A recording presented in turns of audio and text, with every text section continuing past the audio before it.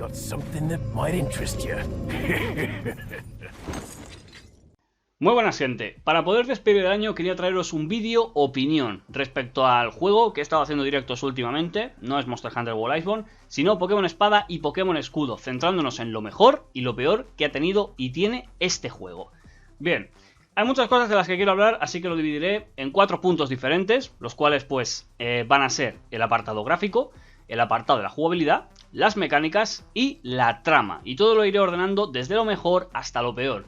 Con este vídeo quiero orientar pues para la gente que lo haya jugado, que me aporte en los comentarios pues su propia opinión, y para la gente que no lo haya jugado intentar aclararles si realmente les sale a cuenta comprarlo, si son del tipo de juego que están buscando.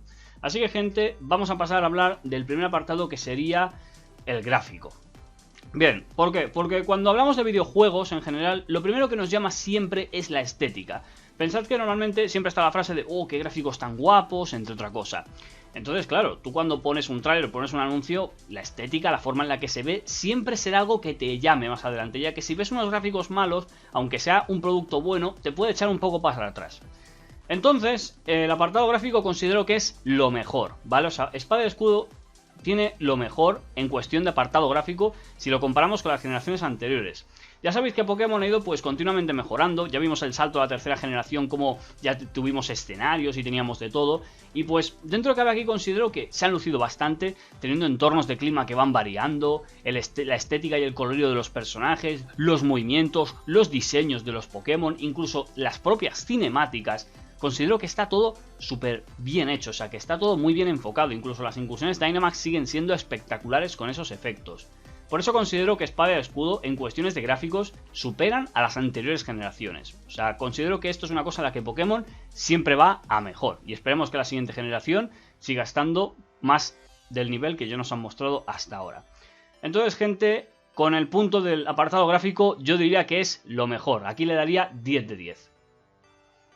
Bien, vamos para el segundo apartado, que sería la jugabilidad. No confundir con mecánica, ¿vale? Jugabilidad y mecánica son dos cosas diferentes. Una cosa es cómo tú juegas al juego, lo que te cuesta en aprenderlo, y otra es las cosas que te ofrece para que tú lo puedas jugar. Eso es totalmente diferente. Bien, vamos para el apartado de la jugabilidad. Este está ya por debajo del apartado gráfico, pero no tanto. O sea, pensad que la jugabilidad de Espada y Escudo en realidad no es tan mala como se piensa. Una cosa es la mecánica, como he dicho antes, pero en cuestiones de jugabilidad el juego promete, el juego es bueno, es muy intuitivo. Dentro de lo que cabe, no es un juego en el que te puedas perder. No es como los anteriores, en los que puedas estar dando vueltas o no saber qué hacer exactamente. Y me sabe mal por hacer tantas comparativas, porque no me gusta hacer comparativas para los análisis, pero es que para este caso tiene que ser sí o sí. Bien, una de las cosas que tiene el juego es que se hace súper sencillo por el punto de avanzar por la propia historia, el hecho de pues ir consiguiendo los Pokémon, el hecho de que los Pokémon estén fuera de la hierba, que tú los puedas ver. O sea, eso es un punto bastante interesante, porque puedes ir como más a por el que estás buscando exactamente. Luego la mecánica de los combates, saltando ya un poquillo así al punto, pues es bastante intuitivo. Se mantiene el mismo aspecto de que te van señalando la subtabla de los tipos. Es decir, tienes ahí un pequeño apartado, si te has enfrentado a un Pokémon de ese tipo y ya lo has vencido o ya lo has enfrentado, valga la redundancia, pues te sale si es súper eficaz o no cualquiera de los Pokémon que lleves tú. Entonces, claro, eso por un lado yo le restaría puntos. ¿Por qué? Pues porque no aprendes. En realidad los juegos de Pokémon creo que están más hechos para que tú aprendas. Y que te pongan eso es como facilitar demasiado. Es decir, yo pienso que un niño, pues, o sea, si un niño lo ponen a aprender más de 10 asignaturas durante la semana, ¿cómo no va a aprenderse la tabla de tipos? ¿Vale? Que haya 18 tipos y que a lo mejor para las generaciones nuevas igual pues les cuesta un poco, pero que, tío, todo es aprender. Es decir, que no solamente porque hay algunas personas que no se la aprendan, porque yo tampoco soy un experto en la tabla de tipos, pero prefiero ir de esto porque ya no te fijas en la tabla, ya ves el y si no tienes movimiento dices, bueno, pues el más fuerte, a ver qué pasa. Con tal de no ver no eficaz, darás al eficaz directamente, o super eficaz y aprovecharás. Pero claro, aquí en términos de jugabilidad pienso que está perdiendo puntos. Entonces, dentro de lo que cabe, por todo lo demás lo que te ofrece, sí que está bien orientado el juego. Eso está bastante bien.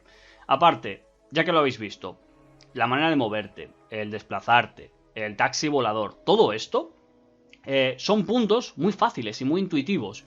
Por eso, como digo antes, gente, yo considero que la jugabilidad se merecería un puesto bastante alto, así que yo le daría 8 de 10. Y ahora, gente, vamos a pasar a lo que serían las mecánicas. Vamos a bajar otra vez más la puntuación, porque las mecánicas es aquí donde lo consideraría pues algo bastante malo. pero no en el sentido de lo que te ofrece, sino básicamente pues porque de mecánicas sí que es cierto que algunas han innovado, pero otras han decaído. Y eso es directamente lo que más me molesta de esta generación, que han facilitado tanto el juego respecto a su dificultad. Porque entre las cosas que podemos, destacando de las generaciones anteriores, está lo siguiente. Primero, que se ha eliminado la mecánica esta que ya hacía, pues, lo que vimos en la anterior generación, de las monturas Pokémon. Esto se ha eliminado completamente. Porque ya no, porque la propia bici te permite ya ir por el agua. Se acabó eso de necesitar un Pokémon que tenga surf. También está el punto de que el vuelo lo puedes utilizar pues con el Corviknight, aunque sea una pantalla de carga, que ni siquiera han puesto la animación de al menos el Pokémon que te lleve, que eso pues, coño, pues considero que es bastante adecuado y que era necesario. Porque al menos le da ese gusto, esa vidilla, que hacía así como, pues venga, la nostalgia de la anterior generación. Entonces, dentro de cabe, el avanzar por el juego se ha quitado completamente la mecánica de los puzzles. No necesitas directamente ahora pues un Pokémon esclavo de las MO como el Bidoof, que le podías poner 4 MOs. No, ya no hace falta, es decir, todo el juego dentro de cabe, las cuevas están ya todas iluminadas. No hay sitios por los que tengas que hacer surf porque la propia bici te sirve. No hay sitios para escalar, no hay sitios para romper rocas, para empujarlas. Se ha eliminado completamente el apartado de los puzzles que hacen que avanzar por la aventura sea simplemente andar y ir con la bici. No tiene mucha historia directamente. Entonces eso por ese lado de la mecánica me molesta. El otro punto, como el que he comentado antes, el hecho de que te estén señalando todo el rato pues lo de la tabla de tipos. Yo, como he dicho antes, prefiero que no esté porque eso le quita bastante. Luego, una cosa que sí que considero que han mejorado es el hecho de que algunos objetos que se tenían que utilizar para equipar ahora pasen a ser objetos clave, como el amuleto oval, que es para poder hacer la crianza de los huevos mucho más rápido. Por ese punto sí que me parece bien porque para las generaciones modernas que estamos acostumbradas a ir un poco pues a completar la Pokédex y tal, esto por un lado facilita, porque a fin de cuentas es un tiempo innecesario estar a lo mejor 5 minutos dando vueltas esperando que se críe un huevo, cuando se te puede criar en un solo minuto. Por ese punto, pues pienso que sí que está bien, porque ahorras tiempo, y sabiendo cómo es la sociedad ahora, pues se interesa ahorrar el máximo tiempo mientras juegas, obviamente, y más cuando es un juego de ese estilo de género. Otra cosa de las mecánicas que lo consideraría pues a medias, tanto positiva como negativamente, sería eso de los caramelos, ¿vale? Ya conocemos los caramelos raros que te permiten aumentar un nivel sí o sí de cualquier Pokémon, sin importar los puntos de experiencia, aunque recordemos que no te dan puntos de esfuerzo. El caso es que haciendo las incursiones Dynamax recibes como recompensas, pues, aparte de los caramelos y movimientos, pues estos caramelos, como he dicho antes, los primeros, resulta que te permiten aumentar de manera drástica la experiencia de los Pokémon, con lo cual gente, en cierta manera, piensa que tú puedes subir niveles de Pokémon a saco. Esto simplifica y hace que pues obtener las evoluciones sea mucho más fácil, ya que con los huevos pues sacas las prevos. Entonces, por este punto, a mí me ha facilitado conseguir la Pokédex en menos horas. No sé si por un lado está bien, pero si tenemos en cuenta que no te da puntos de esfuerzo, es como tú mismo eliges. Puedes subir de nivel, pero el Pokémon no se va a hacer más fuerte, así que en cierta manera no es apto para los Pokémon de tu propio equipo. El siguiente punto, que considero que el juego pues ha decaído en sí, es aquello que nos prometieron en los trailers. Bien, no sé si recordáis que los trailers se nos había enseñado, por ejemplo, el Mewtwo pues así con una armadura, y se dijo que en Pokémon Espada y en Pokémon Escudo algunos Pokémon tendrían unas formas alternativas que tendrían como armaduras. Esto es una cosa que se dijo y no he visto por ningún lado. Es una cosa que al final se tuvo que descartar, quizás por falta de tiempo o porque quizás no convenció en el diseño. En su lugar tenemos lo que serían las formas Galar, que es básicamente lo mismo que tuvimos con las formas Alola. Pokémon con distinto diseño, distintos tipos, pero que básicamente son del mismo tipo, la misma especie. Aunque cambia los tipos, eso sí, si uno es de fuego a lo mejor es de hielo, etc. Al final han ido cambiando cosas, han ido prescindiendo. Por este punto, el tema de las mecánicas lo considero pues un poco ambiguo, ya que facilita demasiado algunas cosas, pero por otro lado como que está entorpeciendo otras. Yo considero que el juego podía haber sido un poco más entretenido en cuestión de dificultad, porque pensad que el juego con una mecánica complicada hace que sea un poco más disfrutable, más meritoso, ya que ahora mismo pues no tiene como mucho sentido el pasarte este juego si es así de fácil, es decir, hay pocos entrenadores o pocos Pokémon que sean así de desafiantes. Otra de las mecánicas que considero que no es así muy buena es por ejemplo la del postgame, que esto por un lado puedo considerar que puede incluso llegar a ser positivo. Cuando te pasas del juego, en el postgame, en el área silvestre, todos los Pokémon están al nivel 60 normalmente. Esto implica que tú los capturas e incluso puedes encontrarte una primera etapa evolutiva a nivel 60, con lo cual subes 2 niveles y ya tienes 2 evoluciones. Entonces, vale, por un lado pues considero que está así normal. Si te quieres facilitar el tema, pues perfecto. Si no, pues puedes hacer una crianza y volver a subirlos del nivel 1. Otra de las mecánicas que por ejemplo sí que la considero positiva es la obtención de los objetos. Es decir, ahora no te tienes que matar para obtener objetos vendibles, ni tampoco para obtener las piedras evolutivas, que te las puedes encontrar en la área silvestre en una zona específica, creo que en el lago del enfado. Entonces, claro, muchas cosas son fáciles de obtener ahora, y esto pues hace que el juego pues progrese de una manera mucho más elevada, no tienes que matarte tanto.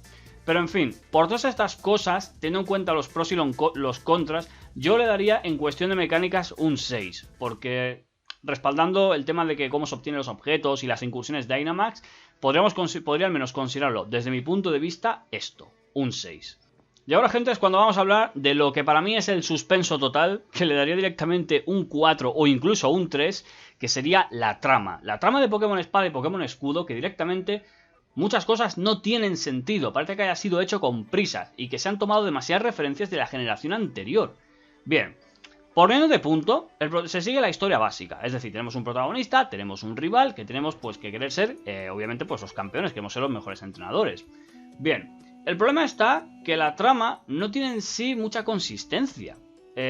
Los antagonistas ni siquiera se consideran amenazas, es que son totalmente incoherentes.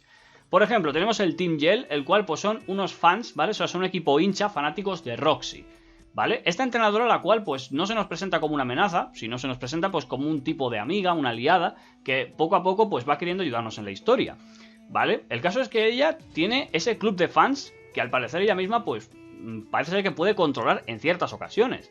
Pero claro, el Team Yell en cierta manera es un equipo que simplemente sirve para que tú subas de nivel, porque son todos más o menos, o sea, es que son todos clones, no tienen ninguna relevancia, ni tampoco es que sirvan para nada, no tienen ningún mensaje, son solamente pues un grupo de personas que están molestando durante el juego a las personas, es lo único que están haciendo, simplemente sirven para que tú combatas de forma extra, para que tengas más combates contra ellos, para no ponerte los mismos entrenadores en la ruta. Pero en fin, y luego aparte de que me parece que en Pueblo Grampón, creo que se llamaba, toda una línea recta. O sea, la base de este team, toda una línea recta, un escenario así oscuro, destrozado, es una copia de Pueblo Po que vimos en Sol y Luna y en Ultrasol y Ultraluna. Es decir, el mismo, un escenario, pero peor, más recortado, y que encima ni siquiera tenía un combate Dynamax. O sea, yo pienso que esa parte fue la última, o que la tuvieron que hacer con prisas porque no llegaba a tiempo. Por eso el Team Yell yo considero que es totalmente innecesario. O sea, a fin de cuentas no tenía ningún papel en el juego. Si ni siquiera hasta el final, pues podemos contar que tenga relevancia. Al menos Roxy pues sirvió pues como una rival más, pero tampoco se llegaron a ver cuáles eran sus aspiraciones. Fue un personaje un poco plano en mi punto de vista. Pero claro, hay que profundizar matices también. Luego tenemos a Nerio, el cual pues la relación entre ella y él, al ser hermanos, pues se esperaba un poco más profunda, pero al final quedó pues como en algo que no se veía, simplemente quedó como fuera de cámara. Luego tenemos en cuenta a Berto, que sería pues como el rival agresivo, ¿vale? Este malote que siempre, que a lo mejor nos hemos encontrado en generaciones anteriores, como por ejemplo Oro, Plata y Cristal, ¿vale? El rival, que por cierto no tiene nada que ver porque es totalmente distinto, a mí me mola más el de la anterior generación. Berto que se nos presenta pues como un rival que acaba convirtiéndose pues en un líder de gimnasio, incluso llega a luchar contra nosotros fuera de las normas, ojo, fuera de las normas, en la liga y se lo aceptan, para que luego al final pues le ganes, un combate extra. Yo pienso que en este punto de vista los personajes, vale, sí que tienen cierta relevancia porque cada uno tiene su camino y su punto de vista. Pero las motivaciones de cada uno al final tampoco es que se conozcan. Solo conocemos la de nuestro rival Paul, que quiere ser, pues, superar a su hermano, ¿vale? Tiene una ambición, pero considero que Paul es una copia de lo que vimos con Tilo en Sol y Luna. Es decir, uno quiere superar a su hermano y otro quiere superar a su abuelo el Cajuna. Los dos a un familiar, o sea, es como que se ha repetido demasiado esa esencia. Luego el personaje de Lionel y Sonia sí que los considero pues totalmente necesarios, ya que Lionel es como nuestra meta, querer superar al campeón. Por primera vez tenemos un campeón así que se nos muestra pues desde el principio del juego, con ese aspecto molón, y que aparte tiene otra forma distinta de Charizard, para variar. Pero bueno, está bien porque le ganas y luego te vuelves a su casa en el postgame y te entrega un Charmander que cuando sea Charizard tendrá esa forma Gigamax. Y Sonia que hace el papel pues de la profesora, porque te va orientando sobre la historia de Galar, lo cual pues es bastante interesante porque te va dando datos y pistas de los legendarios y de cómo fue todo. Pero la gota que para mí colmó el vaso fue directamente el equipo villano. Es decir, los que serían el presidente Rose. Vale, el presidente Rose y su organización, que ahora mismo, por cierto, no recuerdo cómo se llama por desgracia, se nos presentan al final del juego no tienen realmente una motivación así clara y que sea coherente, porque únicamente aparecen al final porque nos están estorbando, porque tenemos que hacer una cena con Lionel y él se ve que el presidente Rose lo tiene retenido en su torre. Después de hacer una especie de puzzle totalmente absurdo de buscar a un tío que no para de esconderse cerca tuyo, pues al final, y que te revela que tiene una llave. Coño, es que un equipo villano no te está diciendo lo que va a hacer en todo momento. Un poco más de originalidad. Después de, pues, jugar junto con Paul, ir ganando a todos los entrenadores, etcétera, pues ya subimos hasta arriba de la torre. Pero resulta que al final no pasa nada. Simplemente te enteras que Rose tiene miedo de que Galar, pues, entre en crisis. O sea, puede entrar en una crisis energética y que todo, pues, quiebre, que encunda el caos, la anarquía. Entonces, tiene ese miedo y por eso quiere utilizar el poder de la energía Dynamax. Concretamente, el poder que irradia Eternatus. Claro, ese motivo se ve bastante noble. El problema es que dice que esto pasará dentro de 1000 años. Dentro de 1000 años, que él estará muerto hasta su nieto, y aún así tiene esa motivación. Y luego el problema que dentro de lo que cabe, que cuando Rose, en cierta manera, se nos muestra pues como la parte bonita de una corporación que estaba pues gestionando estos desafíos de batalla al público, pues resulta que se revela que es el villano de forma pública. Se revela que es el villano de forma pública. Y después de vencerlo, acepta tan tranquilamente la derrota, es decir, toda tu vida y toda tu motivación que has construido, para al final echarla por tierra, por un aplauso y me quedo así. Es una cosa que no llegué a entender. No llegué a entender por qué este villano aceptó la redención con tanta facilidad. Cuando otros villanos, pues normalmente o cesaban sus actividades o se iban ya pues por su cuenta o volvían a resurgir en el futuro. Es decir, este villano tenía un potencial muy grande y se ha desperdiciado completamente.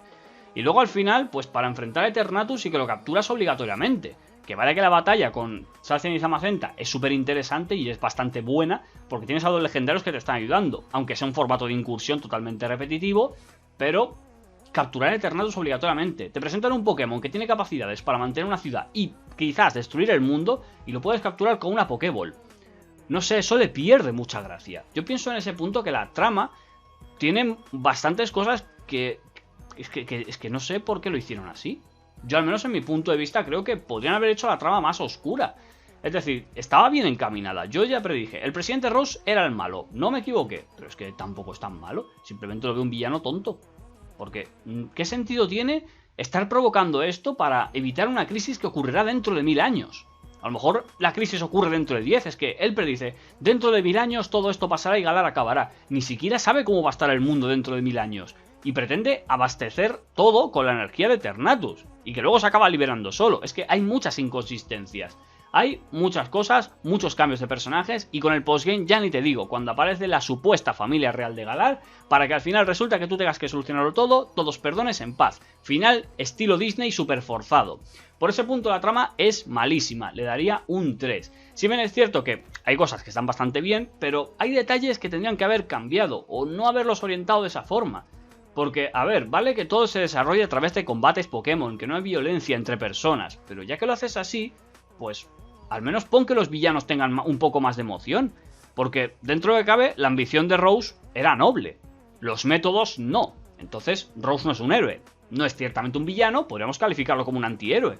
Pero es que un antihéroe no es que se suele rendir así a la primera, es que es una cosa muy rara. Entonces, gente, al final, con todo esto quedaríamos así para no alargar mucho el vídeo. Lo mejor que tiene Pokémon Espada y Pokémon Escudo es la estética, eso lo primero, y luego la jugabilidad, ¿vale? Es un juego muy bonito y fácil de jugar. Y lo peor que tiene sería las mecánicas, el estilo más o menos que le ha incorporado y sobre todo el modo historia, pero en referencia a la trama, cómo está diseñada. En fin, gente, con esto despido el año, os deseo felices fiestas y nos veremos el año que viene estrenando el primer capítulo de la temporada 3, Toxic Love, mi nuevo libro. Muy buenas, gente, y hasta la próxima.